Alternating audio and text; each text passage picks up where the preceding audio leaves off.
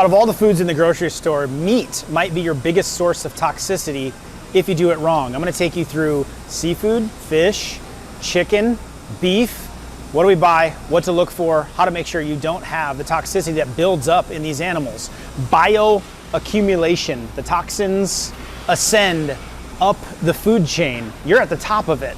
And so if you eat animals that have either eaten other animals and or absorbed chemicals, pesticides, herbicides, antibiotics, those are all gonna end up in you. So we wanna make sure when we're picking, let's start with fish. Some great examples here right out of the gates. You can see these two right here, very similar packages, right? The coloring of this, a lot more white on this salmon and this fish compared to this one, much more pink. Big difference between farm raised and wild caught. Wild caught's gonna be allowed to eat what a fish is supposed to eat. These are gonna be fed pellets of fish and a lot of chemicals involved in them. So way less toxicity in the wild caught version. This applies to shrimp. This applies to any kind of fish or seafood that you're eating. You wanna be looking for wild caught if you're gonna buy that. That is the absolute key. If it comes to canned, I would follow the exact same mentality. And traditionally the larger fish like tuna, you're gonna be risking potentially running into more heavy metals. So smaller fish are a little bit more ideal. Salmon is a really, really good source of anti-inflammatories, and wanna just make sure it's wild caught. Let's move on to the beef. All right, here we are in the meat section. You can get it from the counter or you can get it actually right out of the cooler.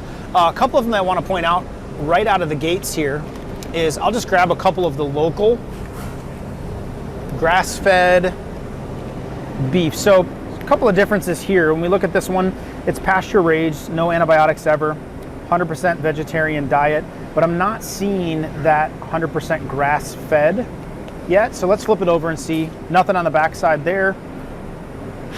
No, so we're not seeing grass-fed. So it is more local. It doesn't have the antibiotics, but the animal can still be fed grain. If the cow is fed grain, it's supposed to eat grass. And if it's fed grain, then it's going to end up inflamed, just like you.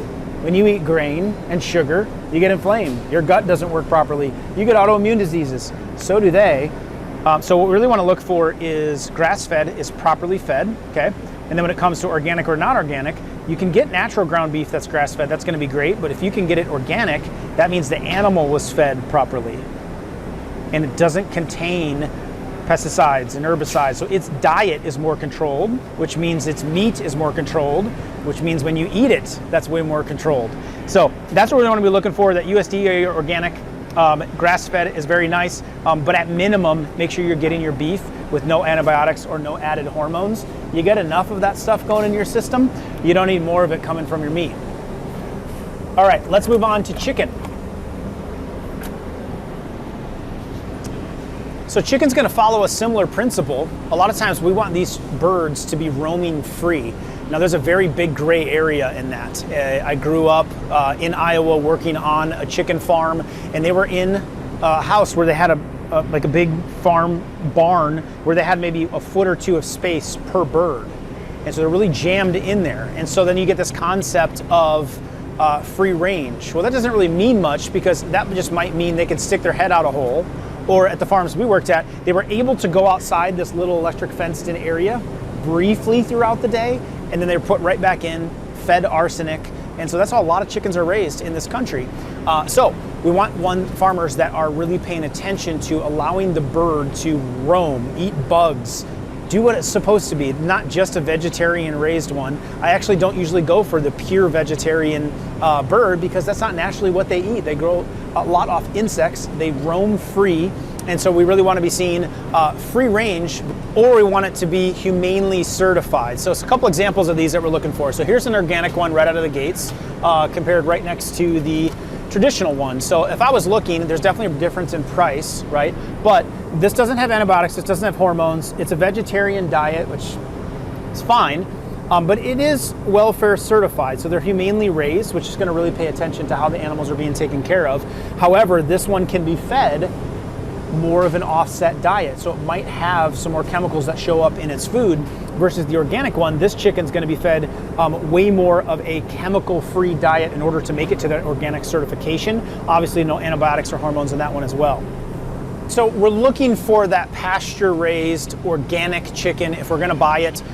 People buy a lot of chickens, so we want to make sure that's the case. Eggs, we're going to talk about those as well. And anything with chicken in it, whether it's a chicken sausage or chicken salami or like a chicken lunch meat, you want to make sure to be doing that. So looking for that USDA organic, no hormones, no antibiotics. That's what we're going for, so that all of that doesn't end up in you.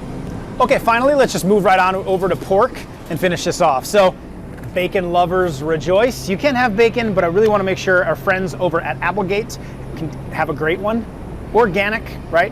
Humanely raised, no antibiotics ever. You want to follow those same rules when you're looking at pig. Pigs will eat anything, so their diets end up being unclean, their digestive system's a little insufficient, so they can be a little bit more of a toxic animal. I wouldn't overdo pork, but if you're getting it, this is a great standard set to be looking for, compared. No nitrates, no nitrites. I like those preservatives not ending up in there. That's what makes the meat red, and that is going to end up creating issues, especially for men with their prostate. So we're really looking for that organic. We're really looking for a lot of these things to be removed from the package that we're buying. You can find these in most grocery stores.